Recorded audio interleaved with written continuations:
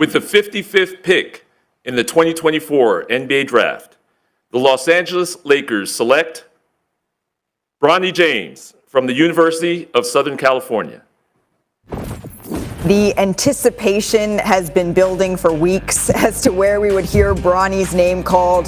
This is a young man who had an unprecedented spotlight on him in his freshman year at USC, where he played 25 games. He missed the first 8 games of the season after he went into cardiac arrest on July 24th, 2023. He underwent a procedure to treat a congenital heart defect. To see him less than a year later be drafted is a feat I don't think we can lose sight of. He's, of course, the eldest son of one of the greatest players to ever play the game, LeBron James, and now we see the first ever father-son duo in the NBA, Stephen A. I'm incredibly happy for Bronny James. I remember when, the basketball world stopped because the cardiac arrest situation last summer. I remember being around so many people in this building, scared to death that something awful had happened, and wondering. You see LeBron James entering the hospital. You heard so many different things. You're scared to death of what had happened to him and what was going to come of it. And to see him here just a year later,